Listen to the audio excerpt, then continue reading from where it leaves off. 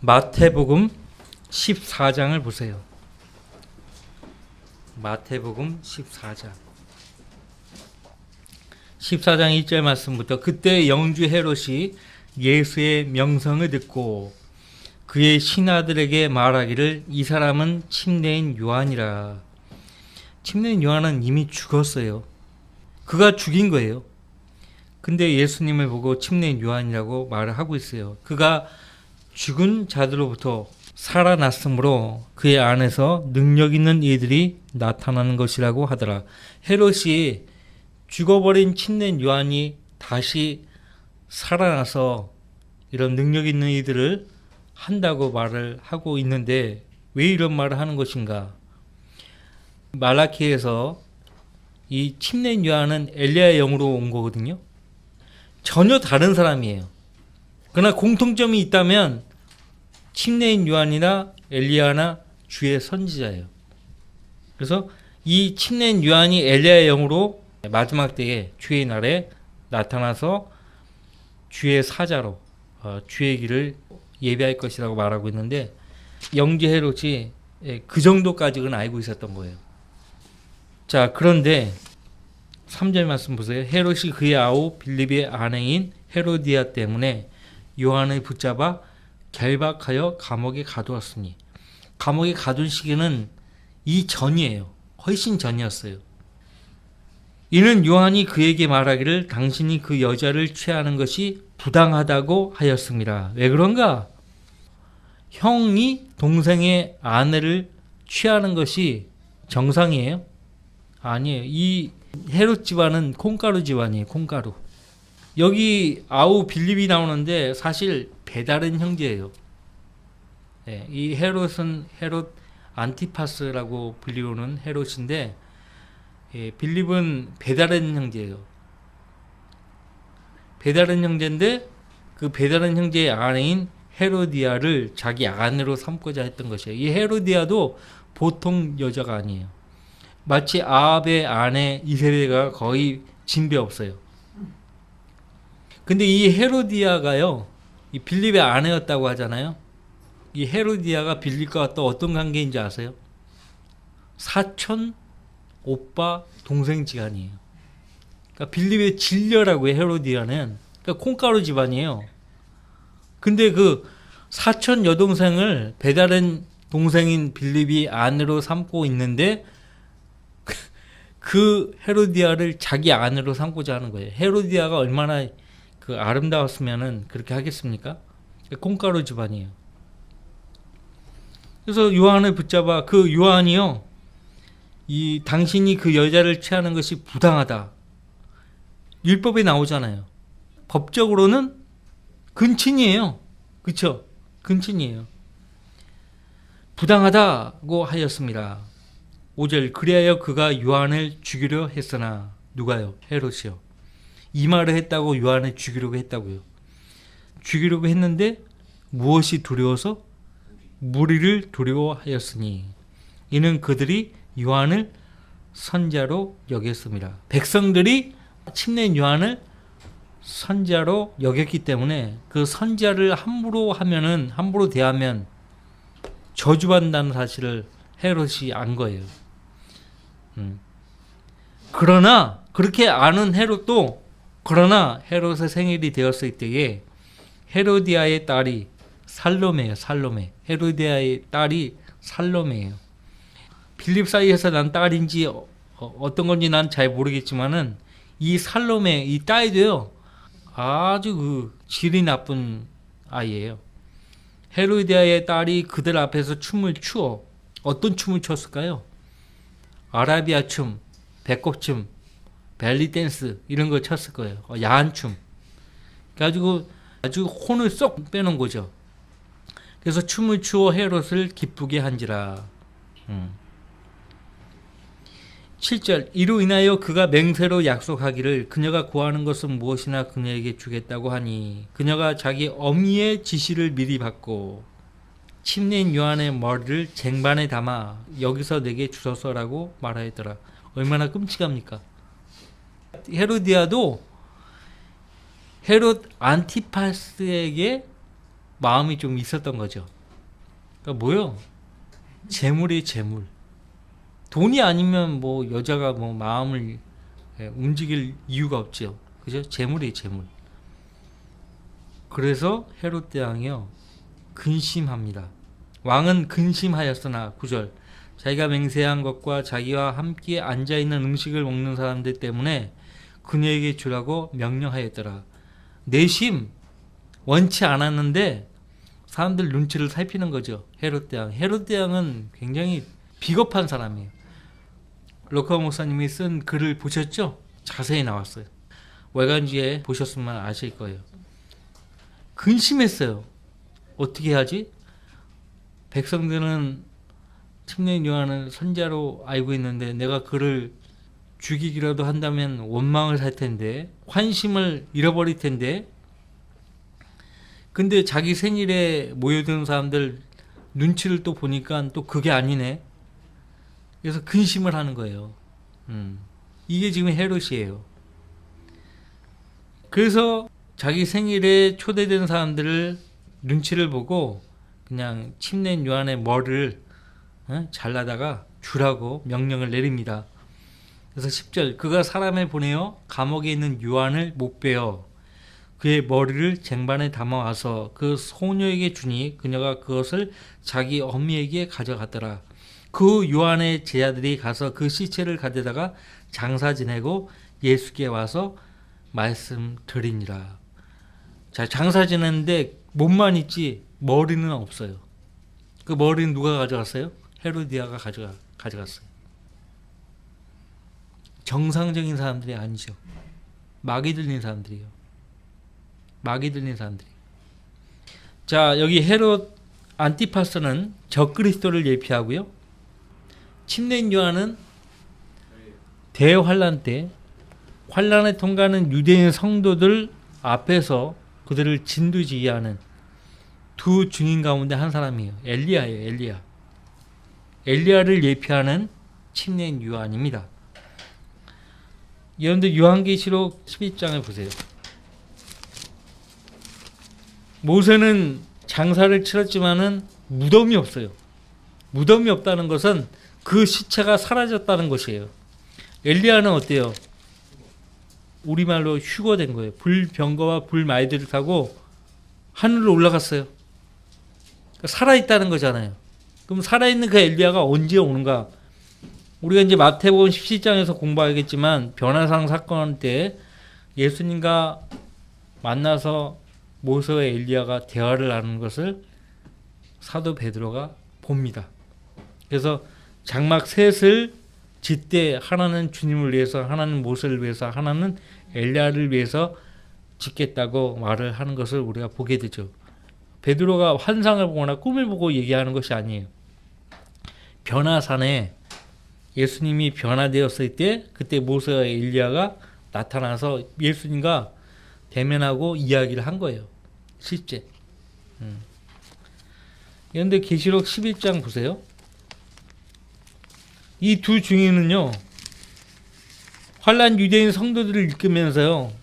결코 사람들에게 짐승의 표를 받지 말게 하고 그 형상에 경배하지 못하게 하라고 외치라고 말해줍니다. 그러다가 적그리스도에게 어때요? 못배임이 당해요.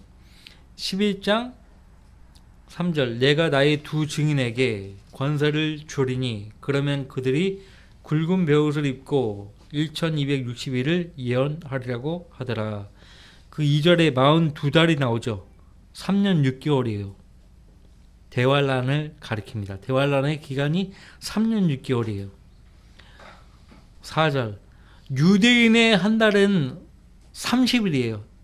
우리는 29일도 있고 31일도 있고 하지만은 유대인의 한 달은 30일이에요. 딱 정해져 있어요. 그러니까 42달이니까 그 일수가 나오잖아요. 4절 이들은 땅에 하나님 앞에 서 있는 두 올리브 나무이며 두 촛대니라. 누구든지 그들을 해치려고 하면 그들의 입에서 불이 나와. 모세도 그랬죠. 엘리야도 그랬죠. 그죠? 그 두 증인이 누구인지 알 수 있겠죠. 그들의 원수를 삼키리니 누구든지 그들을 해치려고 하면 반드시 이와 같이 죽게 되리라. 이들에게는 하늘을 닫는 권세가 있어서, 모세도 그랬죠? 엘리야도 그랬죠? 그들이 예언한 날 동안 비를 오지 못하게 하고 물을 피로 변하게 하는 권세도 있어. 누구예요? 모세죠. 원하는 때면 언제든지 온갖 재앙으로 땅을 치료다.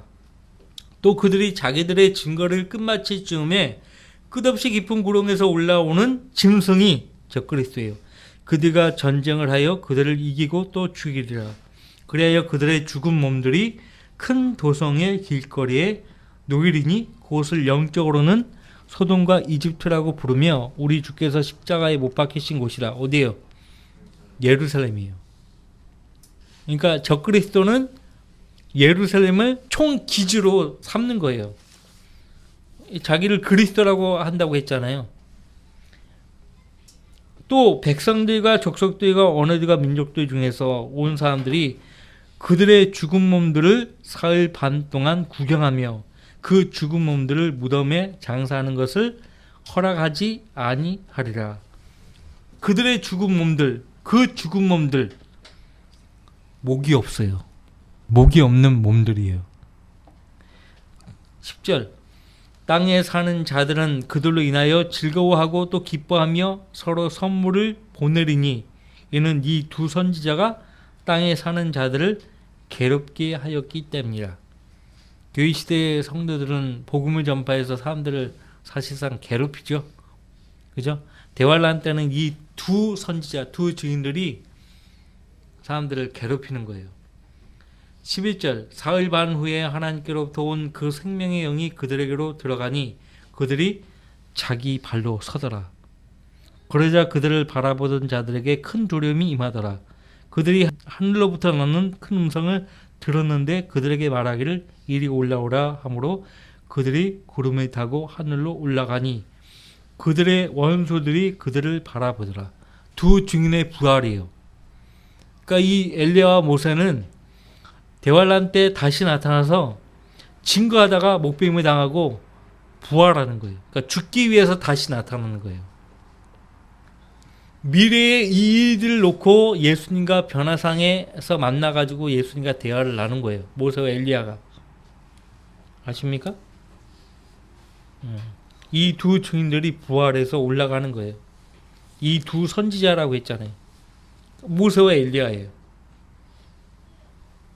그래서 헤롯대 왕은요, 침례인 요한이 엘리야의 영으로 오는 선지자인 것을 자기가 말라키 선지서를 통해서 확인을 했고 또 묻기도 하고 했던 것이에요. 근데 백성들을 두려워하고 잔치에 모여든 사람들을 두려워하고 눈치 보고 해가지고 심지어는 그 자기가 아내로 삼고자 하는 헤로디아의 눈치를 또 살피는 거예요. 그래서 침례인 요한을 목베이게 하는 것입니다. 이 사도 바울도 목베임을 당했습니다. 목베임을 당했어요. 대환란 때 이 일이 똑같이 이루어진다고 우리가 계시록 12장 말씀을 살펴보았습니다. 그래서 침례인 요한은 사실상 11장, 마태복음 11장에서 감옥에 갇혔어요. 그 다음에 여기 14장 우리가 읽었는데 이전에 목베임을 당한 거예요. 예수님 명성을 듣고 헤롯이 침례인 요한이 다시 살아났구나 이렇게 이야기를 하는 것이에요. 두려워하는 것입니다. 그래서 엘리야와 모세는 대환란 때 왕국 복음을 전파하죠. 그러다가 목베임을 당하는 것이에요. 침례인 요한이 엘리야의 유형이라는 것을 우리가 어떻게 아는가 하니까 그 마태복음 16장에 또 보시면은 예수님이 자기 제자들에게 질문합니다. 사람들은 나 인자에 대해서 무엇이라고 누구라고 말을 하더냐 그랬더니 사람들이 예수님을 엘리야라고도 하고 예레미야라고도 하고 또 선지자들 가운데 한 사람이라고 말을 합니다. 그러면 너희는 나를 누구라고 말을 하느냐라고 묻지요. 그때 베드로가 한 신앙 고백을 우리는 기억합니다. 주는 그리스도시요 살아계신 하나님의 아들이시라고 그렇게 고백을 하죠. 그죠? 엘리야, 예레미야 선지자들 가운데 한 사람. 일단 다 재림 때, 대환란 때 예수님과 관련된 사람들이에요. 예레미야 선지자는 고난받는 자기 백성들을 보고 울었어요. 그죠? 예수님도 예루살렘을 보고 우셨죠. 그래서 영주 헤롯은 엘리야가 주의 날 이전에 부활할 것이라는 예언에 대해서 익히 들어서 알고 있어요. 그래서 침례인 요한이 죽었다가 다시 살아났다라고 하면서 지금 긴장을 하고 있는 거예요. 긴장을 하고 있는 거예요. 그리고 누가복음 23장 보세요. 헤롯의 재판장에 선 예수님을 보고 이 헤롯이 또 어떻게 하는가? 누가복음 23장. 이 헤롯은 복음을 들었지만은 거절하고 살아가는 지금 믿지 않는 죄인들을 대표합니다. 헤롯이 예수를 보자 매우 기뻐하더라. 매우 기뻐하더라. 이는 그가 주에 관해서 많은 것을 들었기 때문에 오랫동안 주를 보기 원하였으며 또 주께서 행하신 어떤 기적을 보고자 하였기 때문이라. 그가 많은 말로 주께 묻되 어떻게 해요? 주께서는 아무 대답도 아니하시더라. 대답할 가치가 없는 사람이라는 걸 아신 거예요. 예? 이 헤롯이 또 어떻게 행동하는 거 보세요. 지금껏 예수님을 보기를 원했고 예수님을 대면하자마자 여러 가지 물었지만 아무런 대답이 없는 거죠. 왕이 이야기하는데 대답을 안 해? 어때요? 괘씸하죠? 이때의 10절. 그러자 선임 제사장들과 서기관들이 서로 맹렬히 어떻게 해요? 주를 고소하더라. 예수님에 대해서 고소하는 거예요. 저 사람은 신성 모독죄 뭐고 어쩌고저쩌고 막 얘기했을 거 아니에요. 그 사람들이 고소하는 것을 듣고 헤롯이요. 그럼 그렇지. 역시 예수 당신은 내가 당신을 존경하려고 했는데 역시 당신도 우리와 똑같은 사람이군. 당신도 빈틈이 있군. 그래서 헤롯이 11절 그때 헤롯이 자기 전사들과 더불어 주를 멸시하고 조롱한 후에 화려한 옷을 입혀 빌라도에게 다시 보내더라. 헤롯과 빌라도가 핑퐁 게임을 하고 있어요. 예수님을. 빌라도와 헤롯이 전에는 서로 적대 관계였는데 그날은 서로 친구가 되니라. 이것이 세상 죄인이에요. 서로 적대 관계에 있었던 사람도 진리를 대적하는 데 있어서는 한편이 되는 거예요. 한편이. 항상 그래요. 적그리스도는 예수 그리스도 편에선 환난을 통과하는 유대인 성도들을 박해를 하죠. 헤롯도 똑같은 행동을 하고 있는 거예요. 똑같은 행동을 하고 있는 거예요. 침례인 요한이 무슨 잘못한 거 아니에요.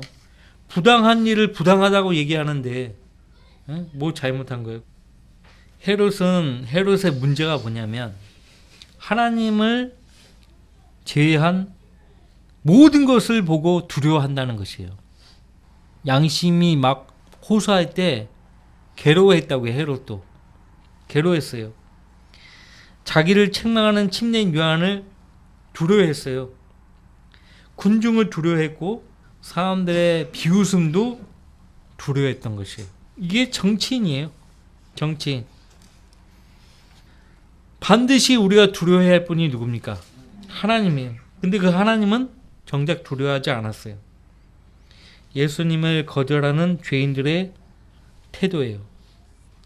헤롯이 대표적인 사람이에요. 13절 말씀 보시면요. 오병이어의 기적이죠. 오병이어의 기적이에요. 예수께서 그 말을 들으시고 배로 그곳을 떠나 따로 한적한 곳으로 가시니. 자, 침례인 요한의 제자들이 요한의 몸을 가지고 장사를 치렀다는 그 소식을 들었어요. 근데 성읍들에서 나와 걸어서 백성들이 예수님에 따라갔습니다. 14절 예수께서 나오셔서 큰 무리를 보시고 가엾게 여기시어. 자, 침례인 요한 선지자를 백성들은 잃어버린 것이에요. 그죠? 침례인 요한. 백성들 입장에서는 침례인 요한이라는 큰 그릇을 잃어버린 거잖아요. 그죠? 예수님은 그들을 가엾게 여기셨어요. 마치 목자를 잃은 양들처럼 보신 거예요. 가엾게 여기시어 그들의 병든 자들을 고쳐 주시니라. 15절 저녁이 되자. 저녁이 되었어요. 밤이 되었습니다. 주의 제자들이 주께 와서 말씀드리기를 이곳은 외딴 곳이요 이제 시간도 지났으니, 그러니까 뭐예요? 저녁 먹을 시간이 지났다는 거예요. 저녁 먹을 시간이 지났으니 물을 보내어 마을들로 들어가 각자 음식을 사 먹게 하소서라고 하니 예수께서 그들에게 말씀하시기를 그들이 갈 필요가 없느니라 너희가 그들에게 먹을 것을 주라고 하시더라. 여러분이 이 상황에서 이 제자들 중에 여러분이 한 사람이라면 예수님 말씀을 듣고 여러분은 어떻게 하시겠습니까? 너희들이 그들에게 먹을 것을 주라. 가진 것이 없는데 너희가 그들에게 먹을 것을 주라고 말씀하십니다. 제자들이 어떻게 반응하는가 보세요. 17절 제자들이 주께 말씀드리기를 여기 우리에게 있는 것은 빵 5덩어리와 물고기 2마리 뿐이니이다 라고 하니, 이 빵 보리빵이에요. 보리빵. 예, 떡이 아니고요, 빵입니다. 예, 문화적 번역이라고 해가지고 개역성경에는 떡이라고 돼 있는데 떡은 주식이 아니죠. 그죠? 요한복음에 보면 어떤 아이가 자기 도시락을 건네준 거예요. 여기 있습니다 하고 제자들에게 갖다 준 것입니다. 그 소년이에요. 소년은 누구의 능력을 안 거예요? 예수님의 능력을 안 거예요. 예수님의 능력을 안 거예요. 주께서 말씀하시기를 그것을 여기 내게로 가져오라고 하시고 무리를 풀밭에 앉으라 명하신 후에, 앞서 외딴 곳이라고 했죠. 광야라고 하는 곳인데 광야가 꼭 모래만 많은, 돌만 많은 사막지대만 광야를 가리키지 않습니다. 사람이 앉을 수 있는 풀밭이 많은 것도 광야라고 할 수 있는데 이 풀밭에 앉으라 명하신 후에 빵 5덩어리와 물고기 2마리를 가지고 하늘을 바라보며 축복하시고 빵을 떼어 제자들에게 주시니 제자들이 무리에게 주니라. 한번 연상해 보세요. 그림을 그려보세요. 어떤 소년이 자기 도시락을 제자들에게 건네줬어요. 그리고 제자들이 예수님께 가져와서 예수님이 가져온 그 도시락을 축복하시고 빵을 떼어서 제자들에게 주시니까 제자들이 무리에게 건네주는 것이에요. 여자 어린아이 다 합치면 더 많이 될 거예요. 아마 15,000명, 2만 명까지 될 수도 있는 수예요. 여러분들 10,000명, 15,000명, 2만 명을 보리빵 5덩어리와 물고기 2마리로 어떻게 먹입니까? 말이 됩니까? 근데 예수님은 누구예요? 하나님이십니다. 하나님이에요. 하나님이니까 가능하죠. 그리고 그들이 모두 먹고 배불렀으며 남은 조각들을 거두니 12광주리에 가득 차더라. 주님 이 다른 복음서에 보면은 남은 것을 버리지 못하게 하셨어요. 주님은 어느 말씀에 보나 낭비하는 걸 싫어하시는 분이에요.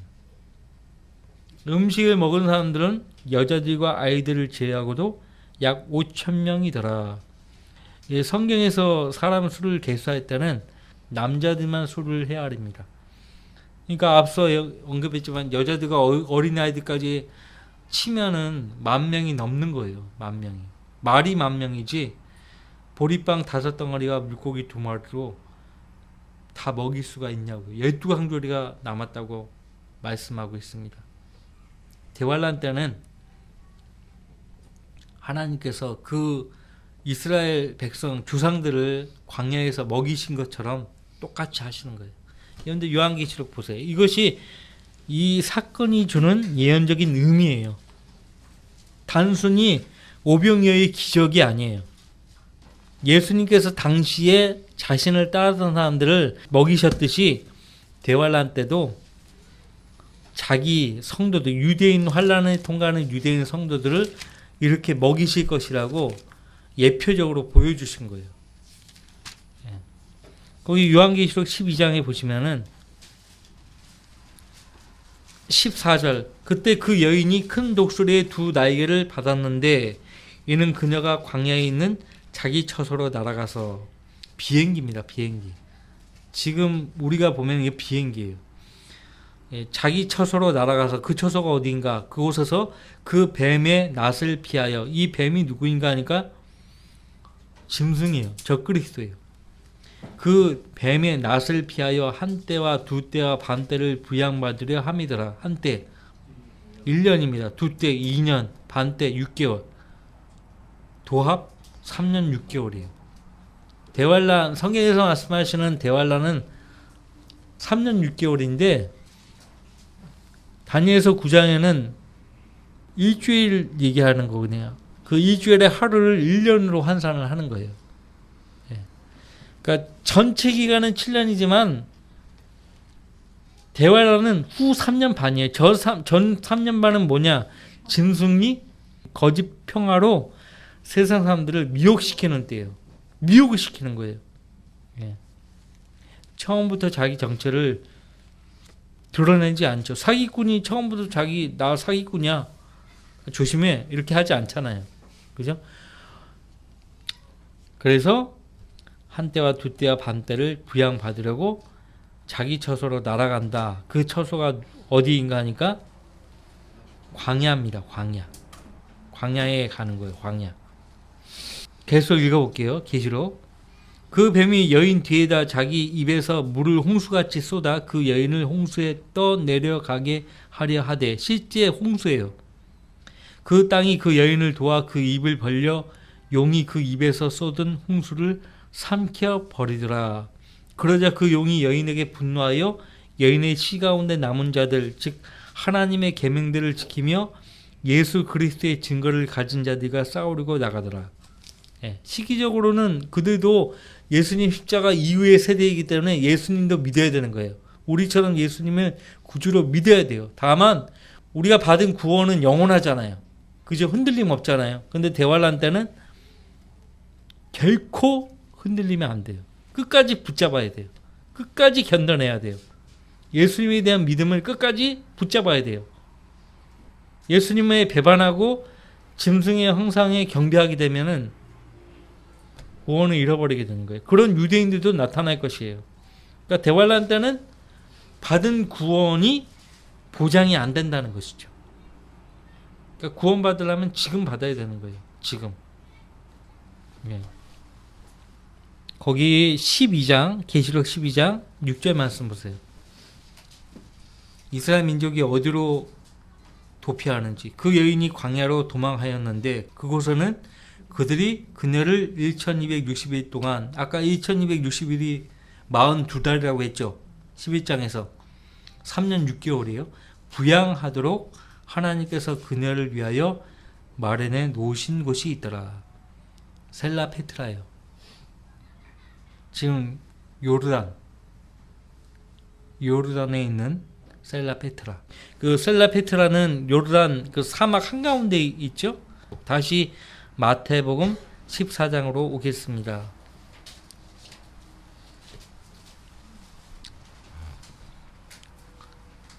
어,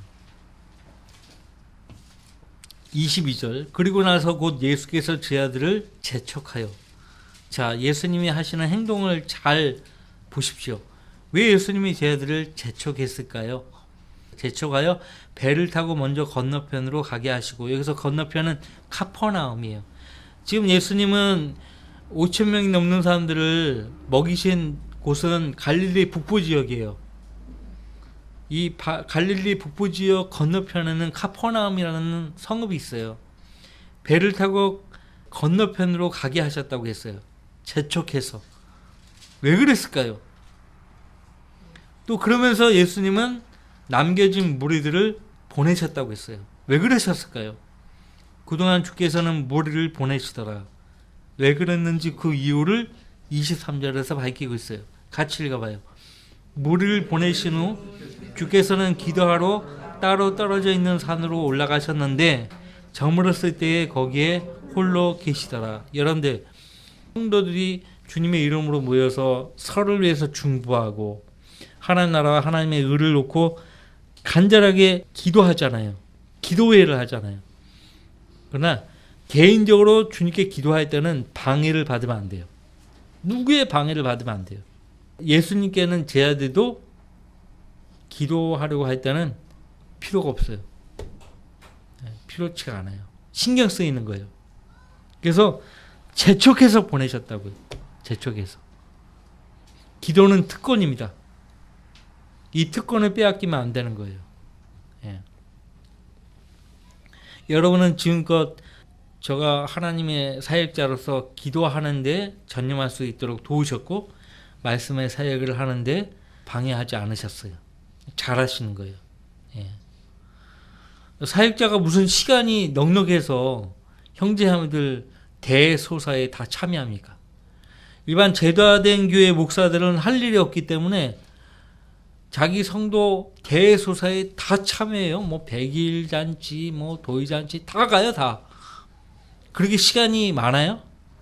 기도는 특권입니다. 주님은 그 특권을 향유하기 위해서요. 자기가 사랑하시고 가까이 하시는 제자들까지도 재촉해서 배를 타고 건너편으로 가게 하시고 무리들도 보내신 분이에요. 보내시자마자 주께서는 기도하러 따로 떨어져 있는 산으로 올라가셨는데 저물었을 때에 거기에 홀로 계시더라. 자주 그렇게 하셨어요. 예수님은. 자주. 자, 주님이 기도하시면은 모든 것이 평안한가? 주님이 우리를 위해서 기도해 주시니까 아무 일도 일어나지 않을 것이야. 노! 천만의 말씀이에요. 주님 지금 기도하고 계시는 거예요. 근데 한편 자기 제자들을 배를 태워서 건너편으로 가게 하신 그때에 어떤 일이 일어났습니까? 한편이라고 되어 있어요. 24절. 같이 읽어봐요. 한편 그 배는 이제 바다 한가운데 있었는데 바람이 거슬러 불므로 파도에 시달리고 있더라. 예수님은 지금 대제사장으로서 하나님의 보좌 오른편에 앉아 계시며 우리를 중보하고 계시죠. 어떻게 확인할 수 있죠? 히브리서 통해서 확인할 수 있죠. 그죠? 예수님이 하나님 보좌 오른편에서 우리를 위해서 대제사장으로 중보하신다는 말씀이 히브리서 어디에 나옵니까? 찾아보세요. 10장 얘기하시고 12장 얘기하시고 막 그러시네. 응? 여러분의 실력을 내가 좀 검증하기 위해서 지금 질문을 하는 것입니다. 9장 12절은 단번 속죄를 다루고 있잖아요. 우리를 위해서 중보하신다. 어디 있어요? 히브리서에. 히브리서 7장. 몇 절? 25절. 그죠? 예. 자, 히브리서 7장 25절 꼭 기억하시기 바랍니다. 표시해 놓으시고요. 같이 읽습니다. 히브리서 7장 25절 26절. 그러므로 그는 또한 자기를 통하여 하나님께 나오는 자들을 끝까지 구원하실 수 있으니 이는 그가 항상 살아계셔 그들을 위하여 중보하심이라. 자, 하나님께 자기를 통하여 하나님께 나오는 자들을 끝까지 구원하실 수 있으니 여기서 하나님께 자기를 통하여 하나님께 나오는 자들은 누구일까요? 교리적으로 여기 이 말씀에 해당되는 사람들은 누구일까요? 환난을 통과하는 유대인 성도들이에요. 그들의 구원은 사실 끝까지 붙잡지 않으면 잃어버릴 수 있기 때문에 예수님이 그들을 위해서 지금 어떻게 하고 있어요? 대제사장으로서 중보하고 계시는 거예요. 그러면 지금은 교회 시대 성도들을 위해서는 중보하지 않으시는 거예요? 중보하고 계세요. 중보하고 계세요. 지금은 성령으로 역사하시는 때예요. 그러니까 성령을 통해서 성령이 우리를 위해서 중보하신다고 말씀하고 있어요. 어디에 나오죠? 로마서 8장. 그렇죠. 로마서 8장 보세요. 지금은 예수님이 성령을 통해서 일을 하신다고요. 그러니까 아버지 하나님, 아들 하나님, 성령 하나님은 같은 분이지만 사역에 관해서는 어때요? 달리 부르는 거예요. 달리. 자, 로마서 8장 26절. 이와 같이 성령께서도 우리의 연약함을 도우시나니 이는 우리가 마땅히 기도해야 할 것을 알지 못하나 성령께서 친히 말할 수 없는 신음으로 우리를 위하여 중보하시기 때문이라. 마음을 살피시는 분이 성령의 생각이 무엇인지 아시나니 이는 그분이 하나님의 뜻대로 성도들을 위하여 중보하시기 때문이라. 중보하신다고 되어 있잖아요. 그죠? 예? 지금은 성령을 통해서 예수님이 일을 하신다고요. 임무교대 하신 거예요. 오순절 때 성령께서 예수님과 임무교대 하셨어요. 같은 본질상 같은 하나님이지만 사역에 관해서는 아들 하나님, 아버지 하나님, 성령 하나님을 구분하는 것뿐이에요. 중보하신다. 그리스도께서도 중보하시고 성령께서도 중보하신다. 그래서 여기에서 보여주는 것은 예수님께서 자기 백성들을 위해서 중보하시고 계신다는 것을 보여주고 있는 거예요. 중보하시니까 그 백성은 안전할 것이다. 그것이 아니에요. 지금 대환란 통과하는 유대인 성도들은 어떤 상황이 있어요? 굉장히 어려운 가운데 있어요. 대환란이에요. 극심한 시련 가운데 있다고요. 그래서 히브리서, 야고보서, 베드로 전후서에 보면 시련에 대해서, 믿음의 시련에 대해서, 불같은 시련에 대해서 많이 격려를 하고 있어요. 그렇죠? 자, 한편 그 배는 이제 바다 한가운데 있었는데 바다 한가운데 있다고 했어요. 바람이 거슬러 불모로 파도에 시달리고 있더라. 파도에 시달리고 있더라. 밤 제4경에 예수께서 바다 위를 걸어서 그들에게 다가오시니 밤 제4경이라고 되어 있어요. 밤 제4경. 우리 밤도 네 가지 경점으로 구분을 합니다.